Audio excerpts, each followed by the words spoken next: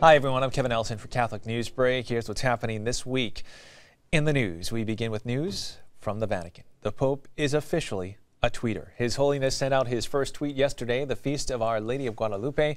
Recently, Twitter's Director of Social Innovation, Claire Diaz-Ortiz, spoke to Catholic News Service about collaborating with the Vatican.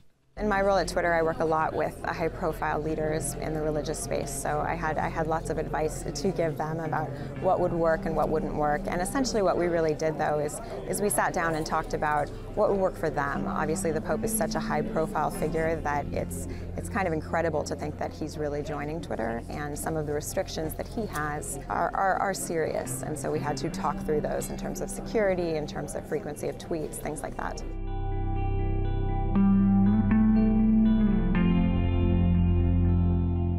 It's amazing that the Pope is joining Twitter, but what's better is that so many Catholics are already on Twitter and already making a difference and already talking to believers and non-believers alike. So I mean, the Pope joining Twitter should just be an encouragement for all of us to essentially keep tweeting. Well, since the Pope joined Twitter, many people have welcomed him to the Twitter world. His @Pontifex account has already amassed 1.7 million followers, but the account has also received rude and crude comments. Monsignor Paul Tai, Secretary of the Pontifical Council for Social Communications, which organized and runs the Pope's 8 language-based Twitter accounts, said that those types of comments are to be expected. He said that Twitter is an open communications platform, and the Vatican has readily embraced what the exercise of freedom of speech entails. He told Catholic News Service that in sifting through the feedback, what struck with him was the positive and genuine comments and queries in the midst of the ugly. He said that just because there is a negative side to new media doesn't mean the Church should shy away. Pope Benedict is calling on Catholics to engage online with respect and with a genuine and earnest spirit.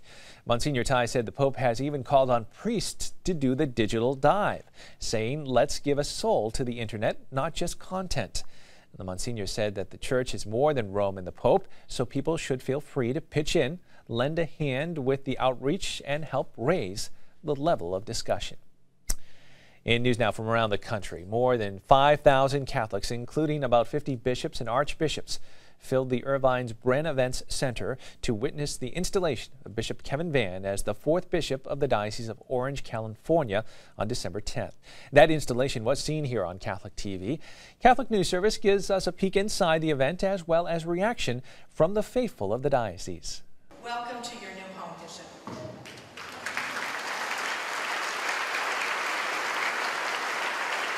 This is a day of just incredible excitement for us, and I think the numbers of people that have shown up this evening, and I'm sure tomorrow, is really a testimony to the excitement that we share in our diocese at this time as we reach this point in our history.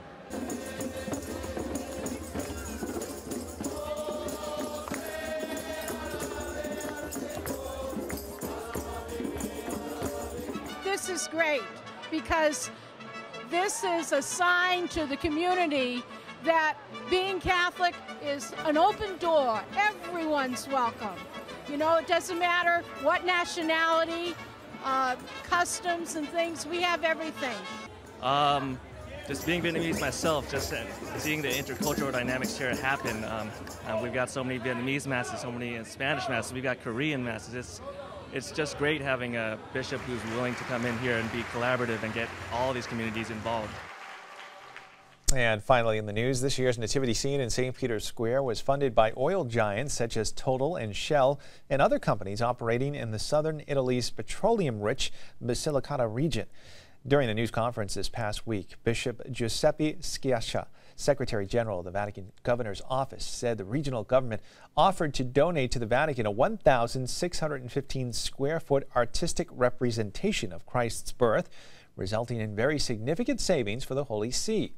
Vito Di Filippo, president of the Basilicata region, said officials launched a fundraising appeal to the surrounding business community, which ended up covering the almost $118,000 cost.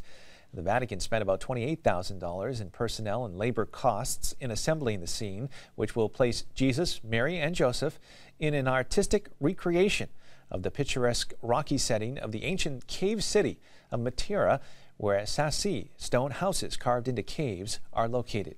The scene, which will be unveiled December 24th, has been a tradition since 1982. That was the first time the Vatican used a donated scene in the main square in front of St. Peter's Basilica. This year's scene will be decorated with more than 100 terracotta figures and will reproduce Matera's cliff-clinging churches, buildings, streets, and grottos carved out of the mountainside. Well, that is all the information we have for you this time. Please stay with Catholic TV for more Catholic news. Until then, I'm Kevin Nelson, and I'll see you next time on Catholic Newsbreak.